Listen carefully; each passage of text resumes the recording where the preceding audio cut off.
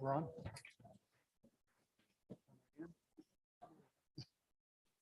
Ladies and gentlemen, welcome to our presentation of the last two articles for the 16th volume of the Rocky Mountain Fur Trade Journal. My name is Scott Walker. I'm the editor of the journal. And today our first presentation reminds me of the time when I was a kid, and it was the first time I saw a geyser basin or a mud pot. And it was a site that I looked at and I said, okay, it can't be true, but I'm seeing it. And I remember just standing there transfixed. And anything that can make an 11-year-old stand there transfixed is something special. Well, today's presentation is by Dr. J. Buckley and Nathan Benavidez. What they've written about is that the mountaineers had that same experience that I had as an 11-year-old.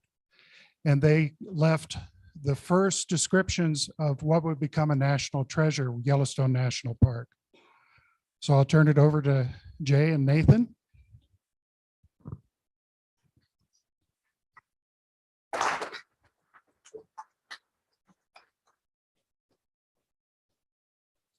Okay, so thank you, Scott, for that introduction.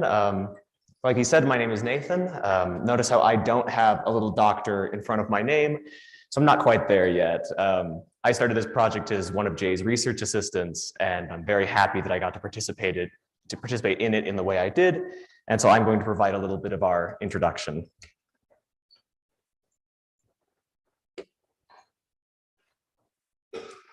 Maybe. There it goes. Okay, so Jay, as I'm sure you're aware, is a professor of history at Brigham Young University, and I began this as one of his students. And so while perhaps this is a little redundant given the audience, we thought we'd begin by going over a little bit of an overview of why we do this in the first place. And I think that kind of tees into what we're discussing today. So why study history? And I think for many of us, we all have our own different reasons. We all have our own different stories. We have people in this audience today who are accredited and doctorate, people who have spent their entire life studying this particular history or this particular event. And we have on the other end of the spectrum, people who are hobbyists who enjoy this, or people who may have wandered into this tent completely unaware of what we're going to speak about, which is fantastic. And so part of why we study that is important. We have the broad spectrum of people in the audience today. And we really wanted to make our article more of a broad spectrum to help everyone understand this and everyone participate in this. And I think for me, the reason that I personally study history is I'm in love with the story. This idea that, even though these were people that lived hundreds of years ago, people who lived, the people we're talking about almost exactly 200 years ago, that we share something from them and we can learn something from their stories, and their stories are still relevant today. We study history because of the fantastic stories. We heard presentations yesterday about Jedediah Smith and his experience with the grizzly bear, about John Colter and Jim Bridger, and we saw the wonderful docudrama about Mr. Fitzpatrick. We have all these fantastic stories that we get to hear about, and that's a large part of where our presentation begins, is in analyzing some of these stories. So we wanted to introduce you to this idea. So this is a word called sonder. It's from a project called the Dictionary of Obscure Sorrows. It's a poetry project begun sometime in 2006 to give words, to give names to emotions and words that didn't really have one in the English language. So this is a combination of the German sonder, meaning special, and the French sonder, to probe. And so it's this emotion, this realization that everyone around you is living a life just as vivid, just as complex as your own. The idea that we all have ambitions, friends, routines, worries, an epic story of epic proportions that completely flies past our head, that we have no idea of what's going on. That my life that I'm living is just as valid as your life that you're living, but completely different, and we will never experience each other's life. And so there's a little bit of sorrow to that, a little bit of sadness. But I think one of the reasons we study history is to bring us closer to that ideal, to realize that some of these experiences, just like Scott said, are things that we do share and that we can experience some of what happened before. And I think that that's really beautiful. So like Scott said, part of what our project really seeks to do is elucidate these stories from the very earliest descriptions of Yellowstone. Yellowstone is our nation's wonderland, this fantastic environment. And so often we go into it and experience these wonders and this majesty. And what's really interesting about the historical record is that we see that so often our experiences, while unique to ourselves, are not unique in history, that we share a similar experience to people who lived hundreds of years removed from us. So for example, I pulled up some newspaper clippings to kind of give you an idea of that. These are from circa the 1870s when Yellowstone is being mapped and surveyed. And we see here this idea that, there's these wonderful geysers. I do have a little laser pointer. That there are these wonderful geysers comparable to Iceland and the greatest treasures of Europe, when they've got canyons and majesties that will stand to the end of time. That Yellowstone is this place that's magnificent for animal and wildlife. If we advance a little bit further in history, these themes are carried through. These are from the 1960s. For example, we have someone actually from Iceland remarking that there's nothing like this in all the wilderness of Europe. We have people, in the 60s, we understand why the pools of Yellowstone are colored the way they are. It's about bacteria and science, but still we talk about entering a fragile beauty, startlingly blue pools. And then bringing it fully modern, these are from this year, before the flooding. Talking about the great majesty of being in the presence of these animals, or that the fact that Yellowstone receives more visitors than ever before. And we wanted to bring this idea that as Jay will present the stories of these three incredible trappers, Daniel Trotter Potts, Warren Angus Ferris, and Osborne Russell, the first people to leave written descriptions of Yellowstone, that the stories that they tell, the stories of wildlife, of nature, of the environment, are all things that they thought were unique. They are the first people, the first white people to experience it, the first people to write back to the East to say these things. But then all the way to today, we have the same experience. And the language that we use is reflective of the language they use. When we describe Yellowstone as Edenic, we're exactly mirroring the way that Osborne Russell describes it. And so I think that that's really wonderful and that's really incredible. And I would encourage you as we dive deeper into this to embrace that, to realize that just because these people lived incredibly different lives than we do doesn't mean that we're really all that different from them. And I just want to leave you with that thought, and I'll turn the time over to Jay.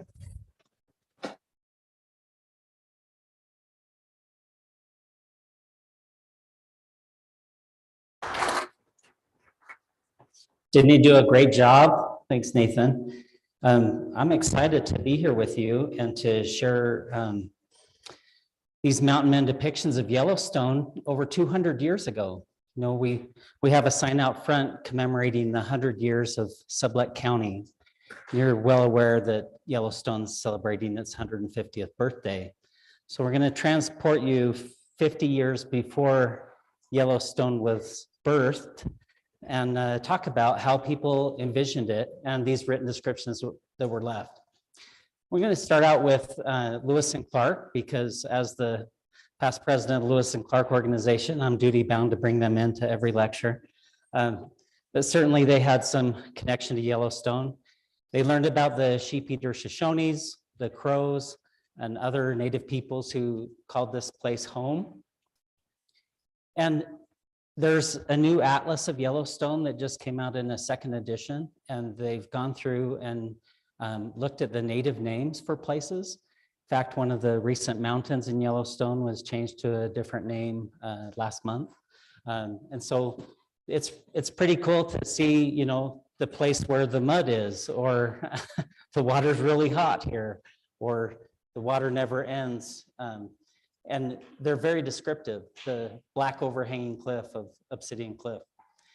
I love this quote by Arapuish, who was a Apsaluka or Crow, who said that the Crow country is a good country. The Great Spirit has put it exactly in the right place. He goes on to describe how in the summer you can go up in the mountains, in the winter you can go down by the hot springs, and just gives this vivid description of this beautiful wonderland. And when you think about the greater Yellowstone ecosystem, it's a pretty big area. In fact, all the way up from Bozeman, Montana, down to Pinedale and Big Piney, east to west from Rexburg and Idaho Falls over to Cody. This is a fairly large ecosystem with really important connections to the flora and fauna and peoples who live there. And as I mentioned, Lewis and Clark had an early connection with Yellowstone. And somebody asked a question last night at the movies on the origins of rivers and why they mattered. And of course, in 1803 with the Louisiana Purchase, the headwaters of the streams that flowed into the Missouri and Mississippi rivers were vital to know. And that's why under Jefferson's presidency, at least 4 expeditions were sent out to find the headwaters of the Missouri, the Arkansas, the Red, and all of these other streams. And this great height of land that becomes Yellowstone, as you see kind of circled right there, is a very key area that was shared by a number of different countries, not only the native nations, but also European nations vying for control. And this geography is defined by rivers, mountains, and passes. And you look at the height of Yellowstone, or if you've been there in wintertime, you know what a unique landscape this is with its upthrust. Sorry, this is a little dark, but if you look at Fred Gowan's work on the fur trade in Yellowstone, he chronicles all the ways you get into Yellowstone. These are the mountain passes that trappers and people were introduced to by natives and by following the game trails. And they're quite significant. And as you can see, there are about a dozen of ways to get in. In addition, look at all of the major rivers of the West that emanate from this region. The headwaters of the Snake and Columbia, the Missouri, the Yellowstone, the Green, rivers that are flowing into the Pacific, the Gulf of California, the Gulf of Mexico are all emanating from relatively a few hundred miles. It's quite unique. And as Lewis and Clark are going to the headwaters of the Missouri, they'll come at the greater Yellowstone ecosystem from the northern side. And they're introduced initially by native cartographers like the Arikara Toonie, who provided a map of the Yellowstone River to William Clark. Clark will include this information on his 1805 map. And a kind of a close-up of that map, you can see Yellowstone River is written. This is one of the first maps, American map, that has Yellowstone depicted in such a fashion. And then after arriving at the confluence of the Missouri and Yellowstone rivers, they kind of make this agreement that on the way home, if they have an opportunity, they would surely like to see where the Yellowstone emanates from. And on that return trip, they have an opportunity to do so. At Traveler's Rest, they make a decision that Lewis will go explore the headwaters of the Maria or Marias River in Montana, and that Clark will explore the Yellowstone. Of course, to get there, he has to cross a number of passes, including Bozeman Pass, and Sacagawea shows him an easy way to get into the Yellowstone River Valley. Clark's party, of course, travels down the Yellowstone. They stop at Pompey's Pillar, carves his name into the sandstone. You can still go visit that today. One of the only physical remnants of the expedition from July 25th, 1806. As was mentioned by our beaver skinner about an hour ago, he talked a little bit about Colter and receiving permission to join Forrest Hancock and Joseph Dixon on their excursion back up to the Yellowstone. Ironically, Colter had actually traveled down the Missouri and had not been on the Yellowstone before, but now he's going into that country and it will be well known to him over the next 4 years of exploration. The Colter story is a complex one and it's contested. There's lots of different versions of various routes, even the years in which he traveled, the distances he went. But we do know that he was sent from somewhere around Manuel's Ford at the confluence of the Bighorn and Yellowstone rivers and made this 500-mile trek. Now, it's interesting how many of these rivers have great significance to the fauna that live there. And you can see that by the Indian names for those rivers. For example, the Yellowstone River is known as the Elk River. Yellowstone Lake was called Elk Lake. The Popologie or Papaja, or however you say it, is named after the pronghorn antelope. The bighorn, of course, from the bighorn sheep. And so you can see that these megafauna are very important in native cartography to identify locations of importance. Colter's route is best depicted on William Clark's manuscript map of 1810-11. And he, with information from Colter, draws the route that Colter took. Unfortunately, this map was a manuscript map and was never published nor seen until Yale University published it in the 80s and 90s. But before that time, it was taken by another cartographer named Samuel Lewis, who drew his version of Clark's 1810 map. This was the published journals of the Lewis and Clark expedition. They came out in a 2-volume set in 1814. And unfortunately, Samuel Lewis bungled all of the things on Clark's map. So Colter's route is very different than it is on the original. So this map is totally unreliable for trying to find any exact positioning. And one of the questions was Colter's stories about these sulfurous canyons and steam that reminded him of some infernal place like hell. So people were wondering where Colter's hell was. Well, Cody couldn't very well be going known as the hell place, right? So Cody's heaven and Colter's hell became synonymous. And the way we know that is because the Shoshones and Crows called the Shoshone River the river that smells bad, the stinking river, because of all of the sulfurous material that came up. Some of that's now under the Buffalo Bill Dam, but because of that nomenclature, we've been able to trace pretty much where Colter went, what he was seeing, and how he described it. The other Lewis and Clark veteran was George Drouillard, and he left a map of the Yellowstone. And it's very significant because he talks about how many days it would be to travel to the Spanish settlements. And so there's some real enthusiasm by people receiving this information in the early 1808 to 1810 period on possible connections between traveling back and forth from these major river bodies between the Missouri, the Snake, and the Spanish Green. So let's look at these 3 figures now. You've probably seen them in the various books that were produced by them. This book didn't come out until the 1980s by Bagley on Daniel Potts, the first man in Yellowstone. And the thing that's interesting about Potts is he grew up from a pretty wealthy family. If you travel to Valley Forge to visit it today, you can see Potts homes that are still at Valley Forge. Down by the Reading station of the railroad, there's several Potts places right down there. So he grew up fairly well-to-do, and there'd be very little reason for him to travel to the west and risk life and limb in the mountains. He was educated, even though basically was a farmer or miller, and he just basically said at age 26, he wanted to go see the world. He wanted some adventure. So of course he wanted to make money as well, but that was what his interest was. And he's one of those original men who answered the call of William Ashley to have enterprising young men ascend the Missouri River. As Potts reads this, and as he begins to participate in it, I don't think a lot of the people who joined up knew how much danger and fatigues they would be undergoing. By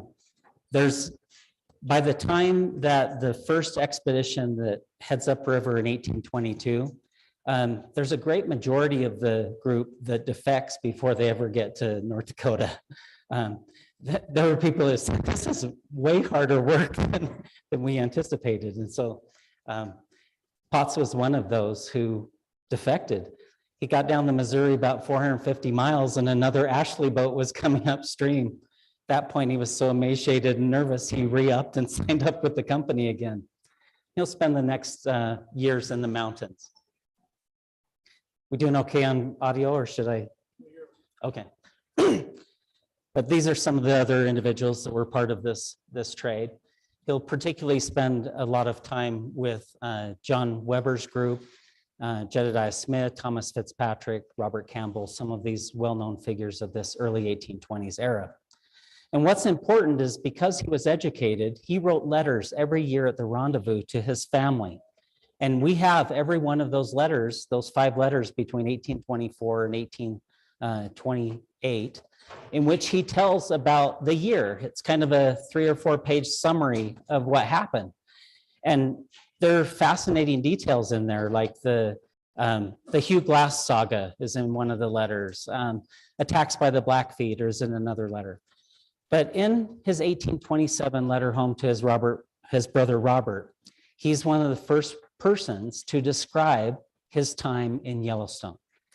And the letter, as was common of the time, was given to the Philadelphia Gazette and was printed up in the paper. Later, it appeared in the Niles Weekly Registers and some of the others that reproduced these newspaper articles. And they couldn't hardly believe the accounts that Potts was providing them. In addition to finding out how difficult it was when he was traveling up the river, he also had a number of accidents. For example, one of the men was cleaning his rifle while it was still primed and shot the ramrod, which went through both of his knees. It laid him up for 6 or 8 months at Fort Henry. And then as soon as he was able, he started trapping again and immediately frostbit his toes, losing a couple of those. So he's starting to see just how difficult and dangerous life in the Rockies was. He goes to a Shoshone camp and they kind of nurse him back to health, and he's very grateful for their hospitality and generosity. He crosses over to winter with the Crow camp and then hooks back up with the Smith and Weber groups that were wintering with the Crows. In 1825, he has his first visit to Yellowstone, and then at the Bear Lake Rendezvous in 1826, he starts writing about some of these exploits. This rendezvous in Bear Lake was a really significant one. Ashley and Henry had sold their partnership to Ashley and Smith, and then Ashley begs out and forms the Smith, Jackson, and Sublette. So this is the company in 1826. That is the employer of Potts. It's also known that both in 1826 and 1827, the rendezvous are hit by Blackfeet attack. These were at Cena's or Grove onto the Prairies, who were lured by not only the trade goods and the horses, but also were enemies with many of the tribes that were good friends with the American parties. In Potts's letter to his brother, he begins unraveling the geography of Yellowstone. And he says, I firmly believe that within this core region, the river of the Snake, of the Henry's Fork, and of the Missouri are all emanating from roughly the same geographical place. So by the 1820s, mountain men generally had a fairly good idea now of the continental divide that passes into Yellowstone and the river systems where you could cross easily from one drainage to another, and that would take you just exactly where you wanted to go on the next beaver streams. Potts gives a great description of the geyser basin near West Thumb. And of course, if you've traveled there today, it's called the Potts Geyser Basin, named after his descriptions, which again were published in the Philadelphia paper in 1827, and which many of the people who read the accounts couldn't believe their eyes. His descriptions, while not as complete as Ferris, are nonetheless significant and important. And as he provides just a few excerpts from the letter, respected brother, it took my departure from Blackfoot country. He always noted when he did that. We crossed the Snake River to the Columbia, which heads at the top of the Great Chain of the Rocky Mountains that separates the waters of the Atlantic and that of the Pacific. So again, he's indicating this knowledge of geography. At the head of the Yellowstone is a large freshwater lake near its head at the very top, 140 miles in diameter, clear as crystal. The south waters of this lake is a number of hot and boiling springs. Some of the waters and others of most beautiful fine clay resemble that of a mush pot and throws its particles to the immense height of 20 to 30 feet. The clay is white and pink and the water appears fathomless. And so he's given these descriptions now of sites in Yellowstone that many of us have looked at and had those same feelings and wonderment that Nathan was talking about. And then it's interesting how each of these three people include something that you wouldn't really expect. They say this country is the most healthy in the world. And whether you think of Yellowstone as a Garden of Eden or as some kind of purgatory, there's this blending or syncretism between these two concepts that the mountain men articulate in their writings. He also provides great detail with the Shoshones, the Crows, the others that he visits in the park, and also the danger and threat from a Sina attack. We've already covered that one. His letters were purchased in 1939 and kind of became known to the world again after that point. The originals are now in the Yellowstone Heritage and Research Center. You can go look at them. They're available online. You can see images of them. But they're quite descriptive of this 23 to 27, 28 period of time, which we don't have a huge amount of documentation for. So it provides a vital record for that. So let's look now at the difference with the next one. This is Warren A. Ferris. Many of you probably have his book, Life in the Rockies. This is the second edition by Hafen. The original 1940 edition by Phillips is in this, but with more materials that were discovered after it was published. Ferris was also quite educated. His parents were Revolutionary War veterans. In fact, his father was killed in the War of 1812 in the same day that Perry wins on the Great Lakes. His father dies. His mother remarries and they move to Erie, Pennsylvania. They're there for a short time. Trains as a civil engineer and basically gets this wanderlust that he just has to get out of town and go see the world. And as he's wont to do, he travels down to St. Louis aboard a ship called the Mountaineer. Talk about a premonition for a good boat to be on. And he arrives in St. Louis and he has to pay for room and board, so he becomes a school teacher. Starts teaching math and English and has quite a few students. And of course you get paid by the student, so you want to have bigger classes. Now you want smaller ones.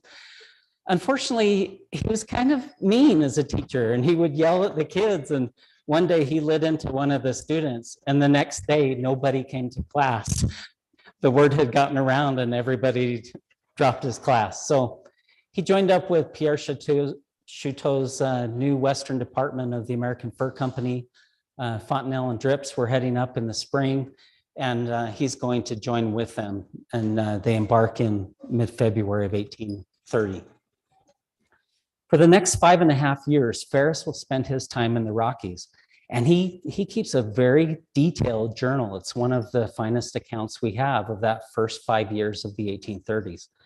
And in addition, it has a wealth of material about his 1834 visit to Yellowstone.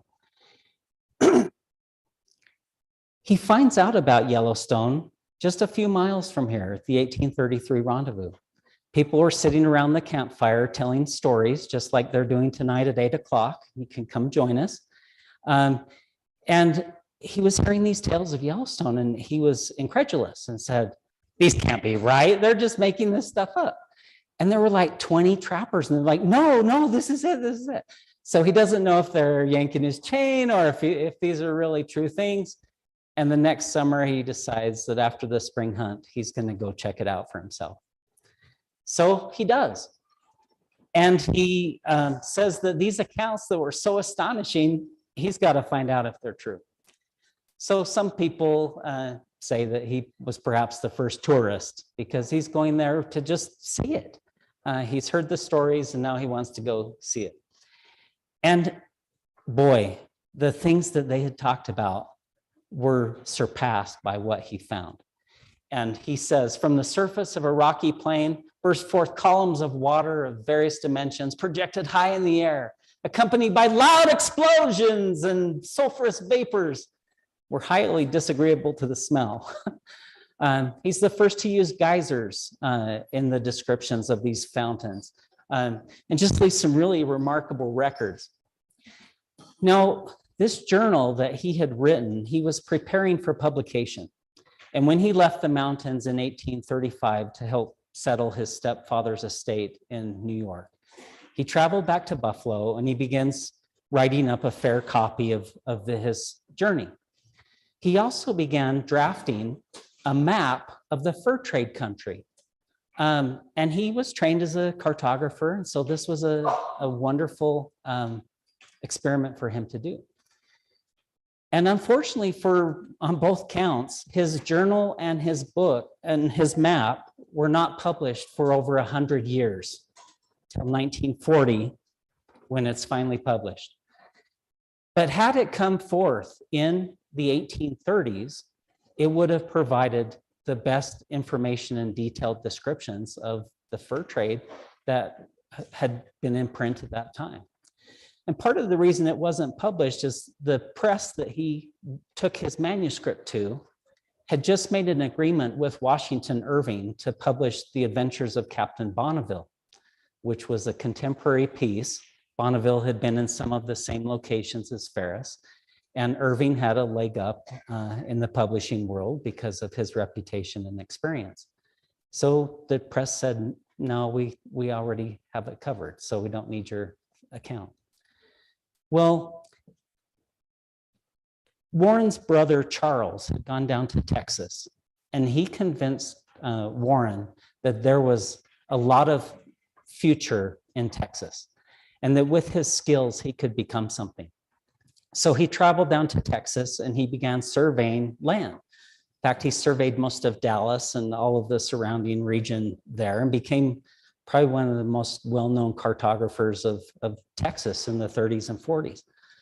This is right after the Texas independence.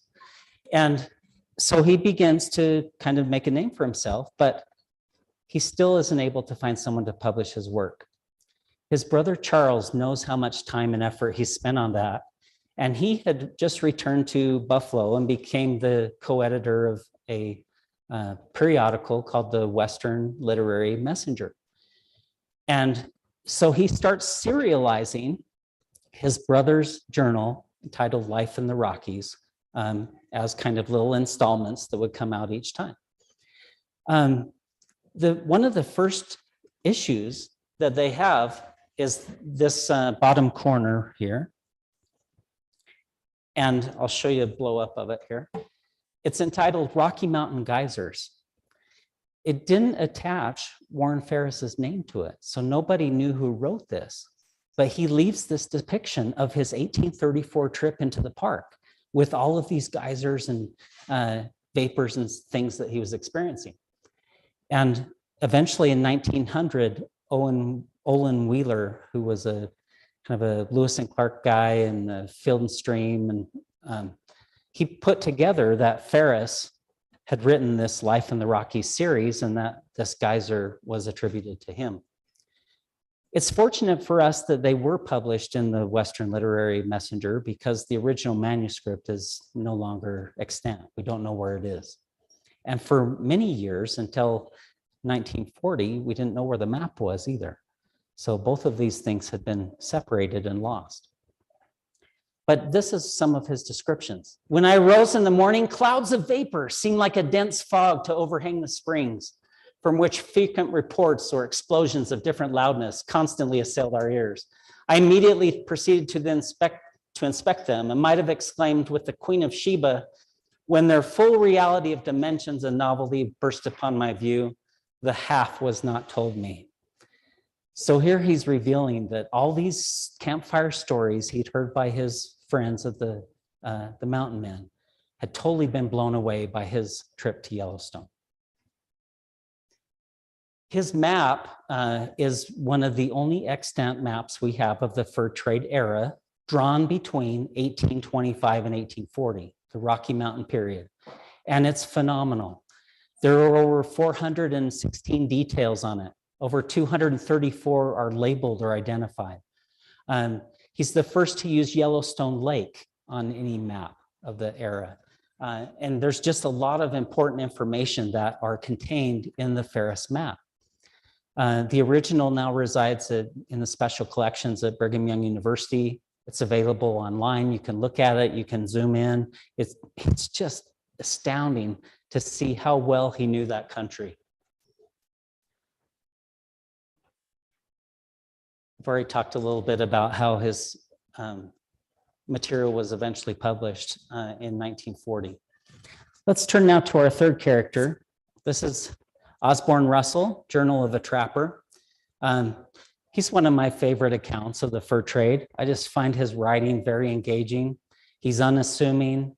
He's chronicling roughly the period when Ferris leaves the mountains in 1835 until 1840. So he provides a perfect second half of the decade for us to examine. Moreover, he spent 4 years making trips into Yellowstone. So we have multiple descriptions of his routes, of the things that he's seen, and his just nonchalant way of talking about these that are quite beautiful. He even waxes poetically, and he talked about how even though he didn't have much formal education, he really desired to learn how to read, and he became a voracious reader. And he said that he learned a lot at the Rocky Mountain College, which he referred to as the summer rendezvous, where people would get together and talk about things. He talks about reading Shakespeare and the Holy Bible and Sir Walter Scott and all these books, and really gaining an education that way. Russell grew up in Bodenham, Maine, and again, a humble farmer, a big family, little education, little opportunity for something. 16 years old, he's like, I am going to be a pirate. So he runs off to sea for his living. After a year or two on the high seas, he's like, the pirate's life is not for me.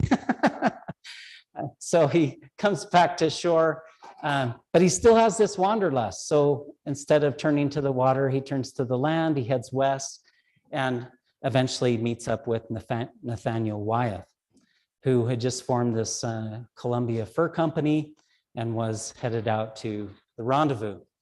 They embark in 1834, travel out, and eventually establish Fort Hall. And during his experiences, Russell takes us on this journey that he's on to understand the routes and things that he's going through. Well, this is a little tiny to read, but trust me, it's good stuff. He also provides a lot of ethnographic material. His descriptions of the Shoshone, for instance, I think are quite compelling. Their country comprises all of the regions drained by the head branches of the Green and Bear Rivers and the east and southern head branches of the Snake, these very streams that we've been talking about. They are kind and hospitable to whites, thankful for favors, indignant at injuries. They're well armed with fusees or guns and well supplied with horses. Pretty good description of the individuals and people he's meeting with. Again, these maps come from the Atlas, and you can also find them in Aubrey Haynes, his edition of Journal of a Trapper. He's got plates of each of these expeditions, and these are also in the 2022 Rocky Mountain Fur Trade Journal, which you can find at the gift shop. One of Russell's favorite places in Yellowstone was Lamar Valley, a place very different from the mud pots or the fountains and springs that Potts and Ferris had discussed at length. And when he calls this the secluded valley, and when he goes in there, he's amazed at just the feelings that overwhelm him. He said he climbed up onto a high ridge to watch the sunset. He says, this is like the best day of my life. No one can ever take it away from me. It's that kind of ethereal experience that he's having. And he says, we stopped at this place, and for my own part, I almost wish I could spend the remainder of my days in a place like this, where happiness and contentment seem to reign in wild romantic splendor, surrounded by majestic battlements which seem to support the heavens and shut out all hostile intruders. So you get this sense that it's just secluded, it's safe, there are friendly neighbors he can stay with at their B&B. And of course, this is a sheep eater Shoshone family. There were 22 members in the party. He stays with them every year. It's an annual experience that he's going to go and visit this family and visit with them. He talks about how they made the sheep horn bows that you can see in the museum displays, how they would boil them in the hot springs and straighten them out and uncurl them and stuff. It's just remarkable descriptions of ethnographic detail that are very significant. He also talks about they didn't have any horses, this particular group. They had dogs. They had like 30 dogs that would transport their things on travois to various locales. And then again, another entry, very similar to one we just read. For my own part, I almost wished I could spend the remainder of my days in a place like Yellowstone, where happiness and contentment seem to reign. He's one of the first to describe Grand Prismatic Spring. If you've seen that iconic location in the Middle Geyser Basin, you know how beautiful it is, the colors and things. And he tries to put it to words. And I often think, how would I write about the prismatic spring if I tried to describe it to somebody? I think he does a pretty remarkable job. At length, we came to the boiling lake, about 300 feet in diameter, forming nearly a complete circle. We approached from the south. The stream arose from 3 distinct colors. The west side 1/3 was white, in the middle was pale red, and the remaining third was sky blue. The waters were deep indigo blue, boiling like an immense cauldron running over the white rock, edges at the height of 4 to 5 feet, gradually sloping to 60 or 70 feet. You can really get a sense of that place just from his descriptive writing. He also talks about Two Ocean Pass, and he says, this is an amazing place. You can travel up Pacific Creek, you can walk through the meadow, get onto Atlantic Creek, and it flows right down into the headwaters of the Yellowstone River, down through the Trappers Thoroughfare, and it leads you right into Yellowstone. And it's the best way to get there from Jackson. There's no highway to go, and there's no straight line to go. And so you follow up those regions and kind of head in a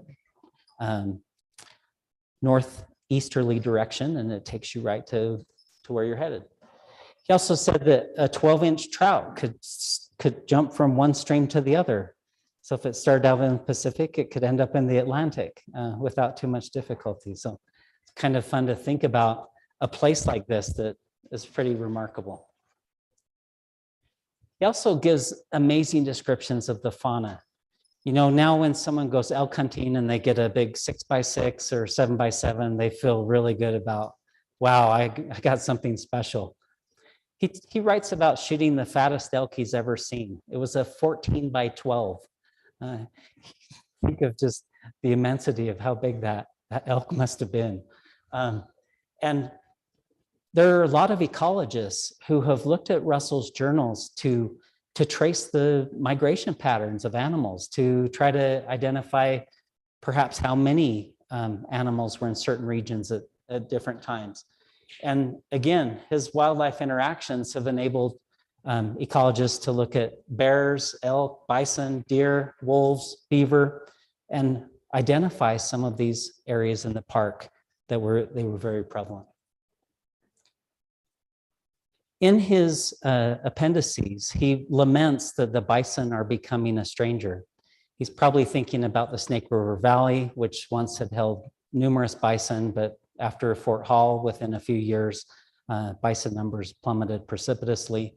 And he's kind of anticipating this foreboding of what it might mean to lose the American mammal. In addition to these 3 individuals, there are other people who went to Yellowstone. Joe Meeks, for instance, will write about the sulfurous springs and the the smells and the vapor and brimstone were no less terrifying than what his Methodist minister had told him in a sermon. And there were others who also knew this area well, such as Jim Bridger. He knew Yellowstone like the back of his hand, but as an illiterate person, did not write the letters, draw the maps, or keep the journals that these other three characters did. But they still are important for the story because they lead many of the people into the region to help put it on the map. Whereas Potts' letter in 1827 had faced some ridicule, it did pique people's interest. And then in the 1840s, when Ferris's letters are published in the, or his journals are published in the Western Literary Messenger, more people are getting a sense of that as well. But now Jim Bridger's actually taking people to those spots or telling stories to them to encourage them to make their next trip, Yellowstone. He takes James Gamble, Pierre de Smet, Gouverneur Warren, Ferdinand Hayden, Captain Reynolds, Ferdinand Hayden again. And you know that these individuals were, many of them were government explorers or topographical engineers. They take with them artists and painters like Jackson and Moran, who were able to visually show what the mountain men had depicted in print. And it's very compelling. In fact, by 1872, when the president signs the congressional law into enforce, Yellowstone becomes the first national park in the world. America's greatest idea, as Ken Burns listed in one of his documentaries. In 1869, Wyoming becomes a territory.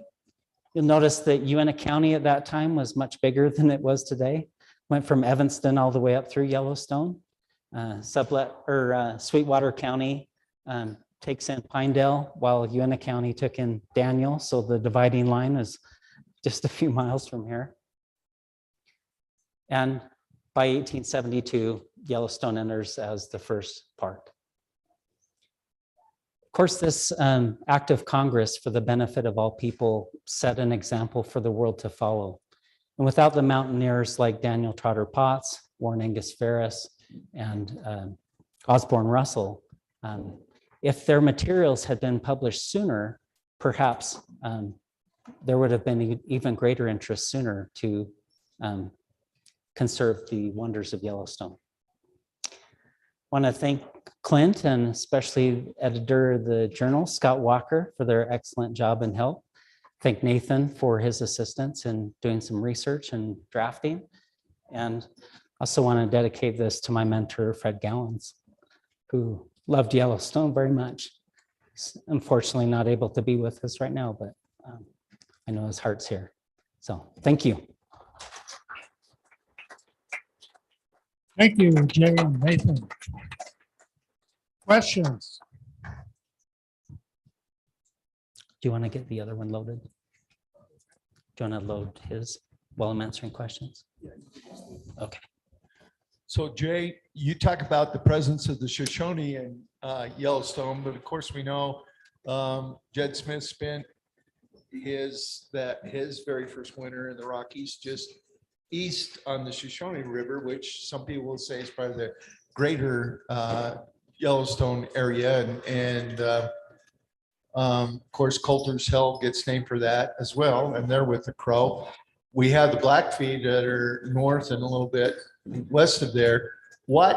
How did the Indians treat Yellowstone as an entity, or was there any superstitions or anything like that that precluded them from going in and using those resources and using the park?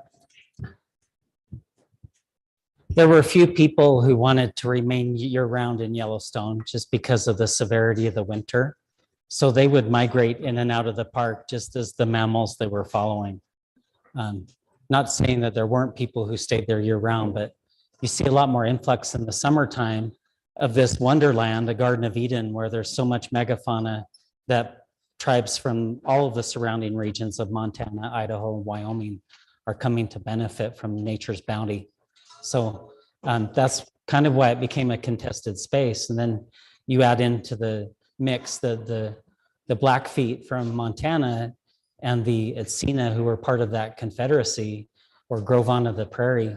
Their relatives are with the Arapahoes, and so they're traveling back and forth through Wyoming. That's often why they're hitting up all the spots from Pierre's Hole, Bear Lake, the Green River Valley on their routes, because there's lots of goods to be had. There's a lot of horses to steal. There's a lot of opportunity.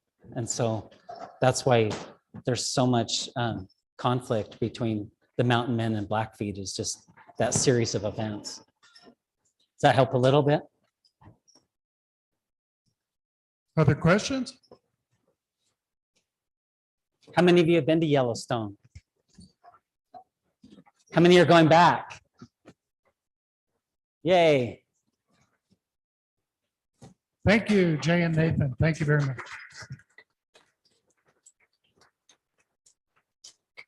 I'll let you run the.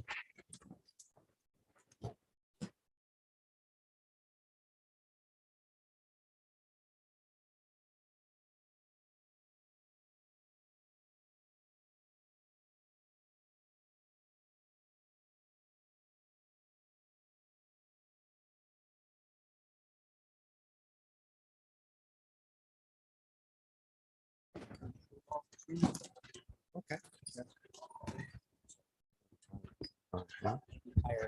Sorry? I was trying to get down slightly because it, let me just, that's okay.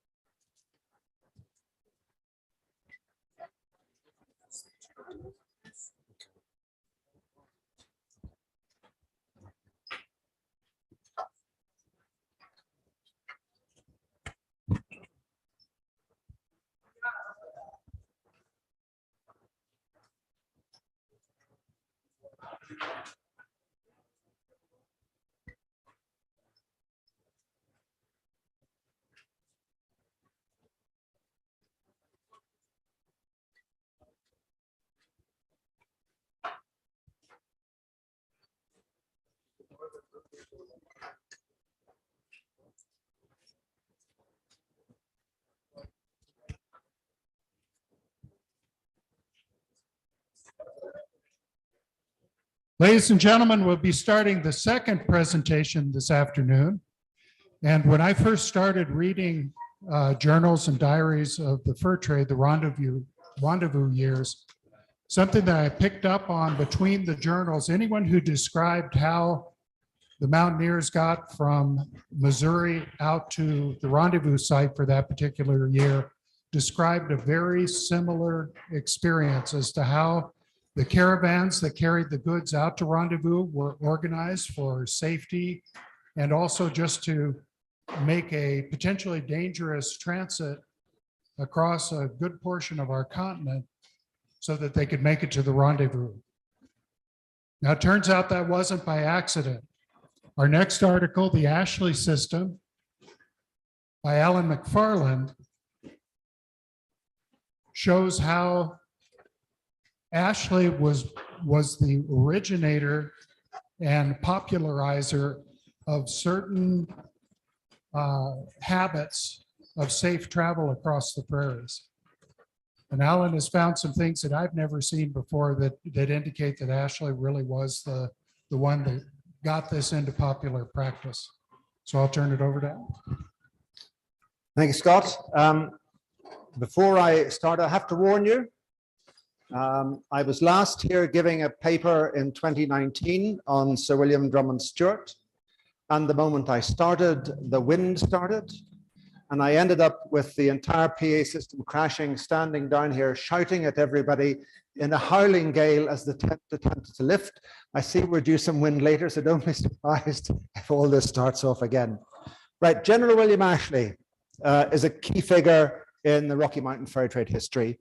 In 1822, he and his partner, Major Andrew Henry, advertised for men to ascend the Missouri.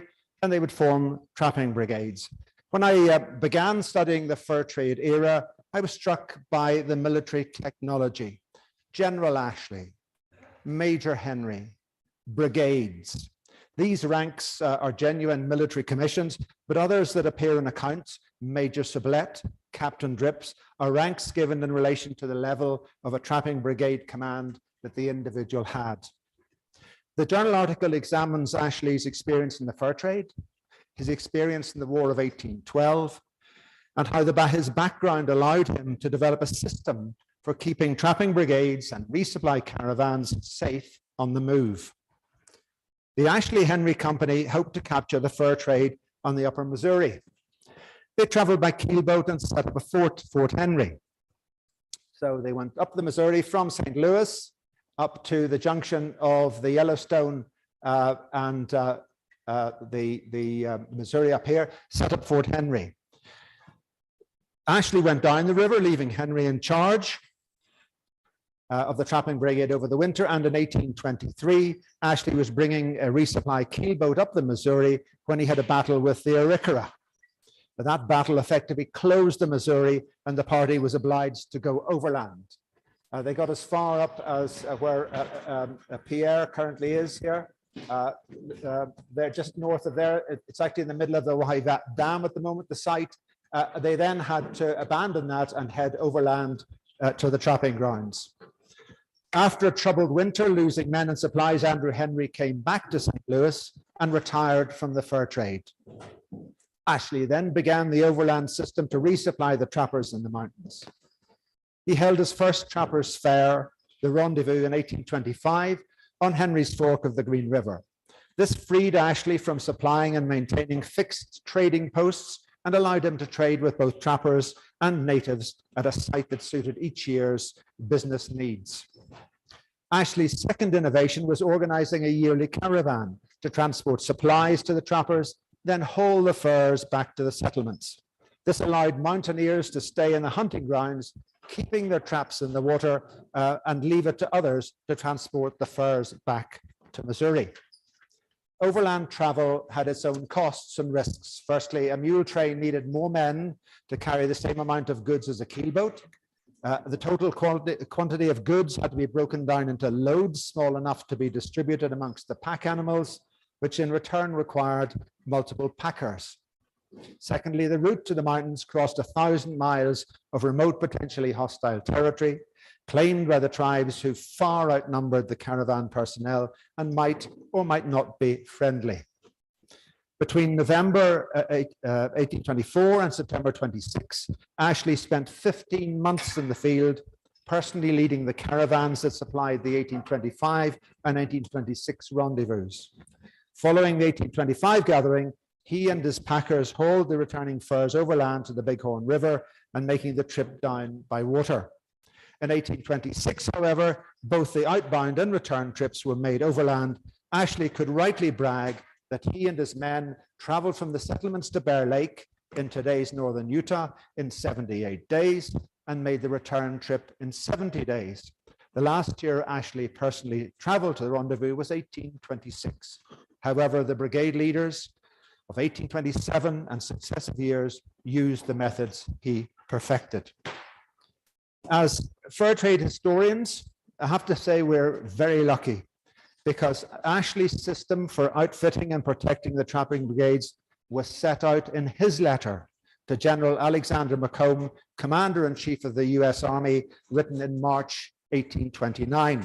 Macomb had asked for his experience because they were having trouble out west, and he said, listen, how do you do this? How do you take soldiers and people out west? So Ashley wrote to him and said, mules are much the best for packing heavy burdens. Each man has charge of 2 of them for that purpose and a horse to ride. The organization of the party,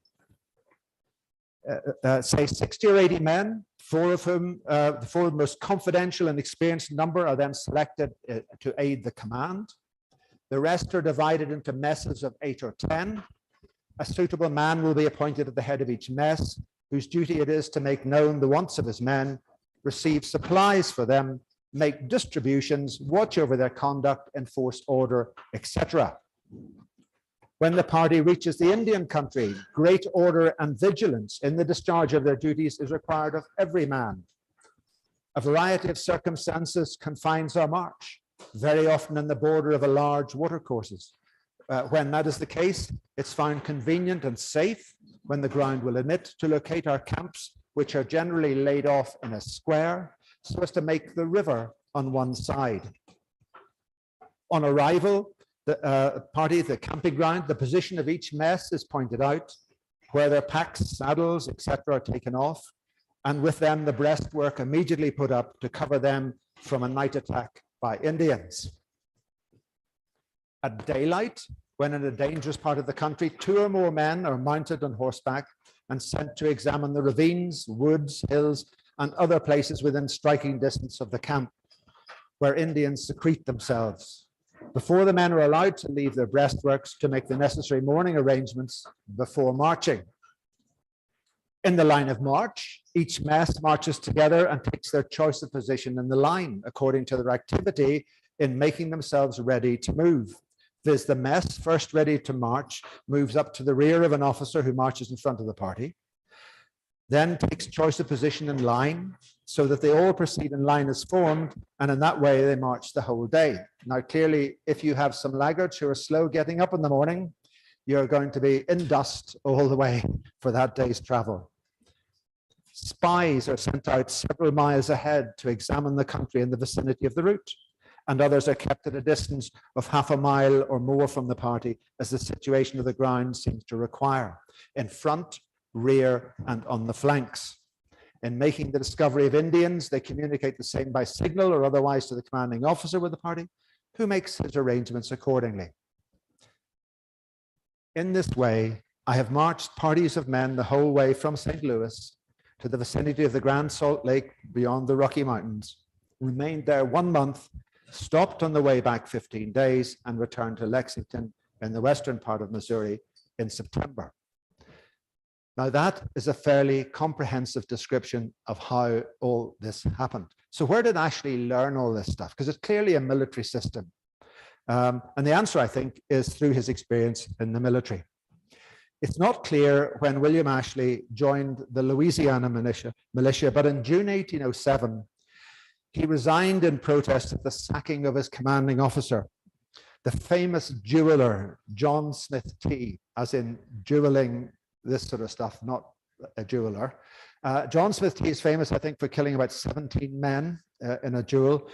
He was dismissed for his involvement in the Burr controversy, which, as you know, there was an attempt to take over the presidency, as I understand. He reappears on the Missouri militia lists in June 1812, when he is appointed captain of the 2nd Company of the Mounted Riflemen, a volunteer unit mobilized to fight in the War of 1812 against the British and their Indian allies. He reputedly called his company the Buckskins.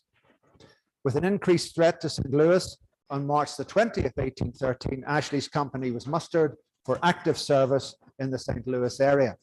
Now, they spent several months on guard fixing forts down in St. Louis. They were then garrisoned further up the river. It's been really hard to track down Ashley's involvement in military campaigns. Both Richard Clokey and Dale Morgan, who have both written books on Ashley, as you will be aware, allude to involvement in General Benjamin Howard's expedition of September 1813 to Peoria, and Colonel William Russell's expedition into the forks of the Missouri and Mississippi in November 1814, but with little secure evidence.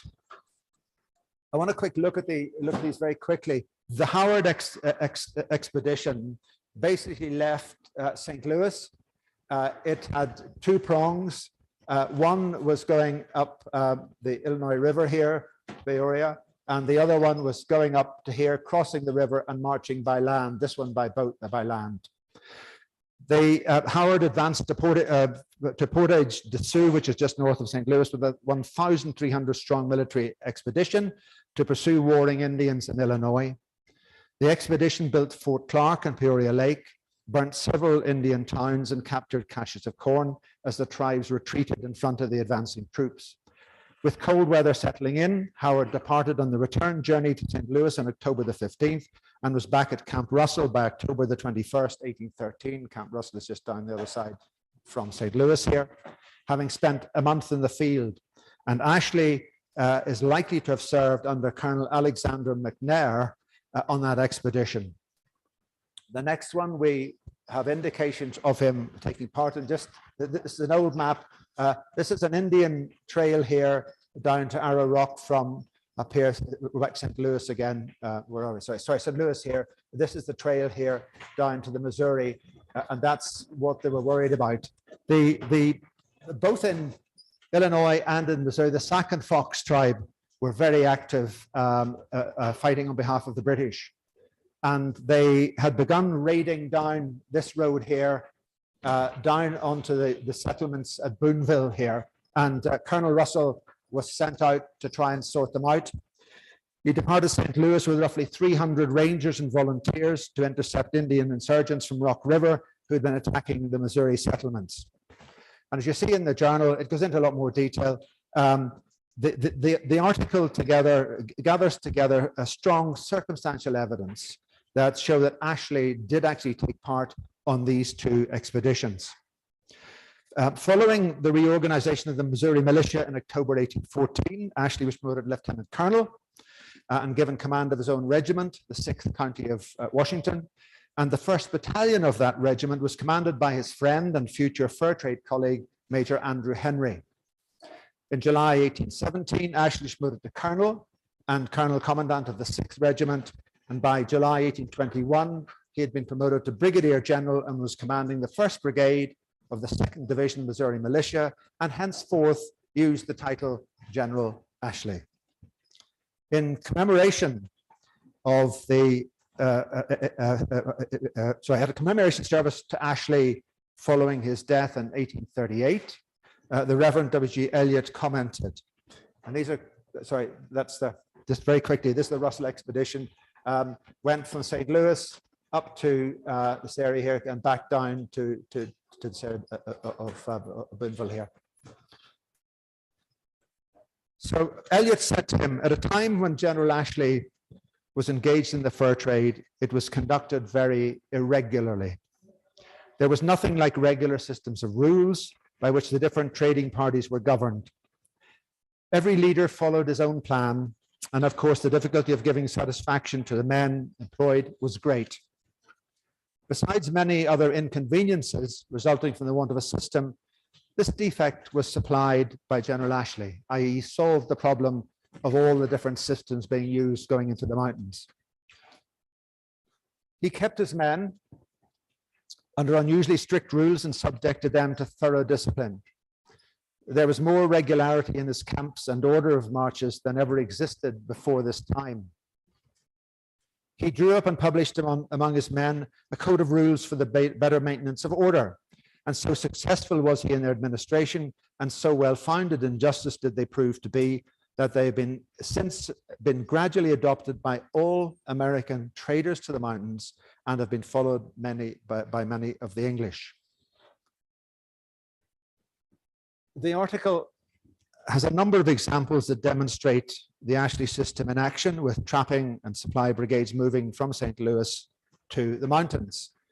You see in the article, 1829, Joe Meek traveling with William Sublette. 1830, Warren Ferris traveling with Andrew Drips. 32, John B. Wyeth traveling with William Sublette. 1833, Charles Larpenteur traveling with Robert Campbell. And 1834, William Marshall Anderson traveling with William Sublette. You see in these Miller paintings some of what's going on. That's the caravan there, and you see people out the flanks. You see the formation of, in this case, the wagons in 1837, obviously with the mules that would be packed around. The horses tied, tethered down in the middle, and the thing forming a circle in case of attack. This is tying down or pegging down the horses.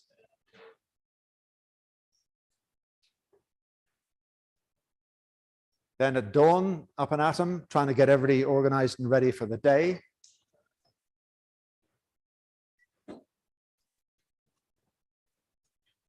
and then heading off. And again, you see the flank guards, and the same would be at the front in the description that Ashley described. And this is John Clymer's painting of William Sublette and Robert Campbell coming back from Pierre's Hole.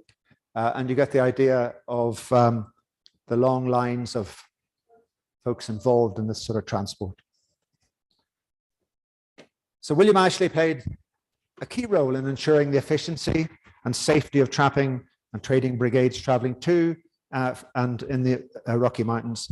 And it's my contention that his experience in the War of 1812 provided the basis for this system. Again, thank you, Clint and Scott and all the others who've helped make this possible. Thank you. Thank you, Alan.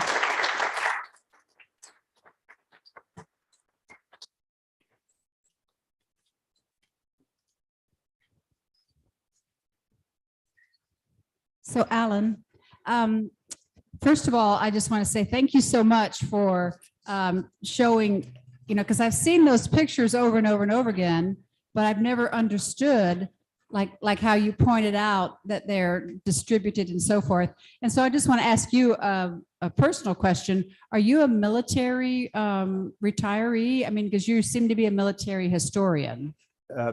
Yes, sadly, I did 18 years with the Royal Tank Regiment, the British Army, and 11 of it up waiting for the Russians to come off to the East German border. So it's rather strange we find ourselves in the current position we do. Yeah, I've tended to, when I first started looking at this, there were things that rang bells with me, because what he's doing is basically what soldiers, do when they're traveling. What's interesting is that I'd assumed that this sort of stuff that Ashley was doing was common. So I started going back into the 1700s with military journals. What was the American Army doing in the War of Independence? What was the American Army doing generally? The period leading up to the War of Independence, they took a lot of advice from French and German soldiers, former soldiers.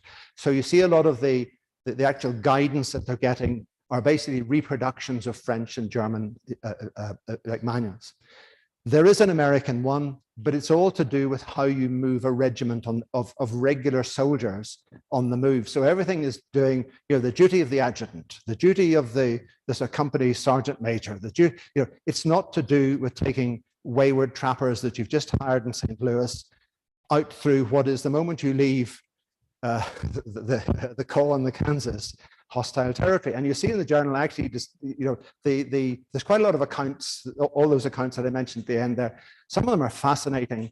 The Pawnee rock up, and the Pawnee were at peace, but most of these tribes, particularly the Pawnee and the Sioux, on the way out to the fight, they liked tributes. So they'd all rock up, and they usually charged. They actually charged. You get and they counted 1,000 Indians charging, and they will pull up out of shooting distance with the horses all rearing, etc. All shouting and cheering. And what happens, of course, is that the Tommy Brigade, immediately, the moment they're spotted by the flanks or whatever it is, people are waving blankets or whatever it is. And in one of the accounts, they find the nearest ravine. They pile all the horses into it.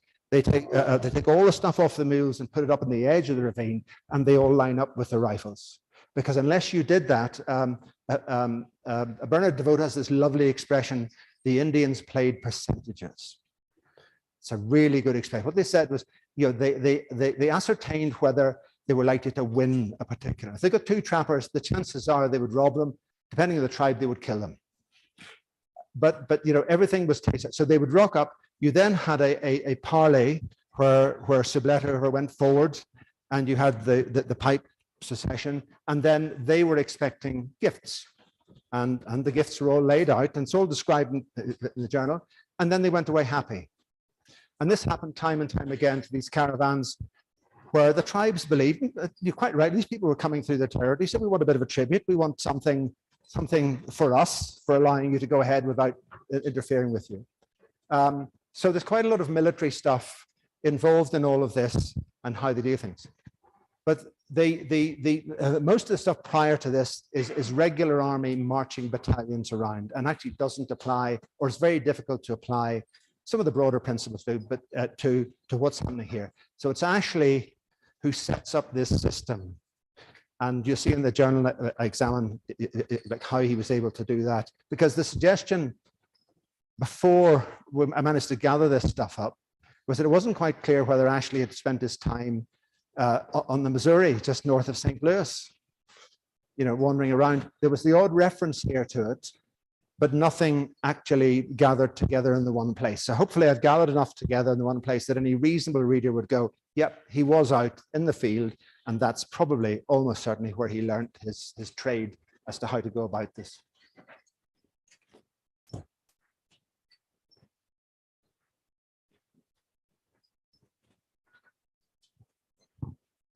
Alan, I really enjoyed that. Thank you. So did you look at Missouri Fur Company and Jones and Immel and they were before Ashley? Did they do a different method of orientation? And then going a little bit further, Ogden, for example, with Hudson Bay Company, or when Wyeth comes out in the 1830s, were they, by that time, they might have adopted the Ashley system? Yeah. Yeah, the thing about until the Arikara battle, virtually all of the goings on had been up the Missouri. It was river travel up by keelboat, and when Ashley went up with Henry, you know, they had a shore party, but the shore party was hunting and keeping the boat people supplied with meat and a bit of protection from the side. It's really only when they're obliged to go into the mountains and stay there that they had to work out how are we going to get all this from A to B without bringing them back, because as you know, they had the spring hunt and the fall hunt. The summertime was all a bit hot with the beaver, you know, shed their fur, etc. So there wasn't much time. And the winter, they found somewhere as mild a temperature as they could find and huddled up basically for the winter time. So you had to resupply them. You had to get the furs out. And the only way were these resupply caravans, and the only way those were able to go was with protection. And there are lots of, I mean, we were just talking about yesterday, in 32 on the way to Pierre, so Sublette and Campbell were attacked here at night time, like stealing horses. You know, these kind of things were subject, if the tribe was hostile, they would attempt. And you can see it even earlier, where the Crow, who were normally fairly friendly, you know, were so stealing horses of anybody, because it was considered part of a young man's ritual and game. You know, that's how you get on in life, is by getting horses. And if you can nick into the camp, you know, the square camp with one side in the river, and lift a few horses, you know, and not be killed, absolutely brilliant. You know, you went back to your family and look how I am, etc. So like, in order to protect them, and there's lots of stories about the lovely one that Lara Panter does, where people falling asleep at night, you know, you'll be on the go all day, you're then on night guard, where you do your 2 hours or whatever, and if you're found asleep, you are made to walk the next day. And Lara Panter says there was always a small group of people trudging at the entire back of the line in the dust and everything else, on their feet, because they've been caught sleeping on guard the night before. So yeah, it's mostly, it changed the system. And in my reading of source material, I come across generals and majors, but does it continue on down into what the modern terms of sergeants and corporals and privates, or does it end at lieutenants and captains? Yeah, there was another slide I was going to do, but in the end, because I'd technically been given half an hour or whatever, I'd aim to keep it as simple as possible. When the Arikara battle happened, as you know, Ashley withdrew back down to Ashley Island, and then they formed the Missouri Militia. And the Missouri Militia is really interesting because it's got 2 lieutenants, Jedediah Smith and somebody else. I think David Jackson was a sergeant, and you've got William Sublette, I think was the quartermaster, and Thomas Fitzpatrick. You know, they actually gave them, if you like, job ranks. And you can see right throughout the trade, it became normal, depending on the size of the party you were leading and your time in the trade, you normally were either a captain. So there's some references to Robert Campbell at one stage as Captain Campbell. He goes on to become an honorary colonel in the Missouri Militia. So he was, in his later life, he's called Colonel Campbell, but he was called Captain Campbell at one stage. Sublette's nearly always Major Sublette. Andrew Dripps, I've seen as captain. Now, he may have gone on to major, because I haven't done as much work as I should have done the American Fur Company. But that then, actually referred to their position and the command that they had of the trapping brigades, if you like. Like it wasn't a military official commission, unlike Henry and Ashley were actually like military. Okay, and would they get promotions, or did they have to honor the person one rank above them? No, or? I think my sense in it is that it was quite egalitarian. Your comrades said, right, so-and-so now is in charge of this particular brigade. It was 20 men, so he might have been a captain. He's now in charge of 80, so he'd better be a major because he needs that thing. And he may well have had other people with him who were considered to be captains. Okay. That makes sense. Any other questions? Okay. Alan, Ashley is running this in military fashion, and you talked about military discipline. Did he actually use similar discipline to what the military was doing at the time? Was he lopping off ears and lashing people? No, I haven't certainly seen. These are a group of effectively, if you like, volunteers. They've come to him saying, we want to go up the mountains. He's gone, yeah, okay, I'll pay you $200 a year, or if you're Clark, $500 a year, to accompany me. So they're volunteers. The problem you got sometimes, as Jay mentioned, is that the moment they got up past the col and it all got out into the hot, and it's like if you go and stand in the prairie out here in the midsummer's day, some of these people were very tough because it's just miserable. And if you've been trogging all day or even riding all day, you got a lot of people who once that hard bit on the prairie happened, they went, oh, forget all this, back to St. Louis and like a few noggins of drink or something. It tends, from my reading anyway, to be punishments like get off your horse and walk at the back of the column for a day. And Keep again, your ears. Keep sorry? your ears. Keep your ears intact. Yeah, and there's no sign that I found of lashing, which of course was the common military thing. Now there's the famous court-martial, I think, that took place at one stage out somewhere where I can't remember the detail at the moment. Someone was actually court-martialed, and I think was threatened to be shot, but ran off, I think. Anyway, I can't remember the circumstances at the moment, but one of the brigades at one stage had a court-martial. And I think there was probably field discipline of some sort. And I suspect, like most organizations, military organizations, you don't fight for your country or whatever, you fight for the person next to you. And that's the way the military works. And that's why people are prepared to fight and die, because they don't want to let their mates down. And I think if you have that, it wouldn't surprise me if you were able to investigate the thoughts of some of the mountaineers. It wouldn't surprise me if some of the mountaineers who had offended the rest of the team went missing, didn't come home one day stuff, because that's the easy way. Somebody who's seriously out of order and is endangering the brigade or the particular trapping group you're with, you can very easily lose them. Somebody just goes and shoots them and leaves them there. And if you read the accounts, people forever not coming back. Jimmy went out and never came back. And if you look at there's a chart of the deaths in the fur trade from 1820, I think, to 40. And some years they were losing, 20, 25 people just constantly. And it's something that just struck me recently, was that if these people have been your close friends for several years and they just don't come back one day, you don't know whether to go out and look for them or where indeed they may have gone, like with their traps. But these are your close friends, and it must have actually affected people. I mean, Campbell at one stage, he doesn't mention in any of his accounts, but somebody else does. He lost 4 men in the Bad Pass, which is up on the Bighorn. And I'm sure people didn't want to mention the fact that, 4 of their friends under their command, had got killed. So I suspect it was more a self-regulation. And if you read the accounts, these people were very fond of each other. They lived together for, in some cases, several years, close friends. And I suspect you maybe didn't need discipline in the way you would with a normal army. And that maybe only new people maybe needed a bit of discipline if they were out of order. We heard the Rose discussion yesterday. But no sign of lashing, ears, all that sort of stuff. Can I have a follow-up question that has nothing to do with that one? Sorry. when these guys were setting up their camps at night and they knew they might have Indians coming in to steal their horses, why on earth were they not hobbling their horses? I think they were hobbling. I mean, if you read the accounts of what people are saying, there are hobbles there.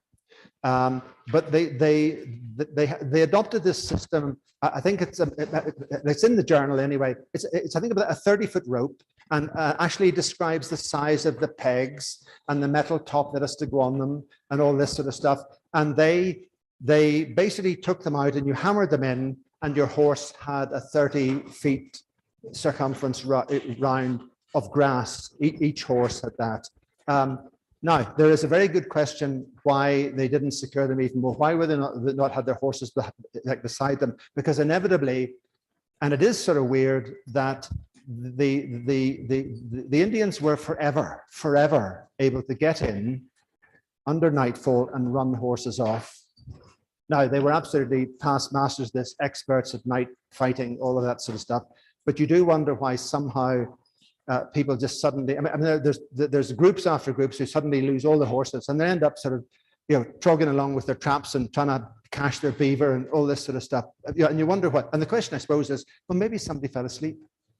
And my guess is that if you've been out all day up to your sort of legs in water doing something, you get back in, you have a large feed of buffalo meat, and you lie down, and then at 2 o'clock in the morning, somebody gives you a shove. And I can tell you now, having been through all this, somebody gives you a shove at 2 o'clock in the morning, unless they keep shoving you and make sure you get up, it is so easy to just, I'm up now, I've got my stuff on here. And the next thing you know, back to sleep again. And I suspect a lot of those were people who were supposed to be watching and had dozed off or weren't paying attention. I've seen on lists, hobbles were certainly in use and they were certainly available, sometimes spelled hopple.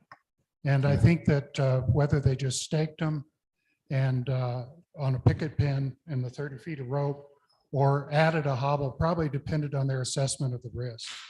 And then also for your punishment question, there's one I love that Joe Meek talks about. And these guys, a lot of them are coming out here to earn a living, maybe even make some money ahead, go back and buy a farm. Meek said that if someone was really messing up, the clerk or the brigade leader or the bushway would come up and say, you obviously can't take care of your horse. And he'd say, you there, pointing to another one, do you think you can take care of a horse properly? And they'd say, yes, sir. So you take care of Joe Blow's horse now. Joe Blow, you now owe the salary to the person taking care of your horse to the tune of whatever the value of that extra work for him is. And so now the guy not only wasn't taking care of his horse, but he's losing money every day. And then I think they didn't need to lash him because there was the kind of the commercial punishment. And then if you've ever walked for miles and miles and miles across the open country, that would get my attention. Any other questions? Well, thank you very much, Alan.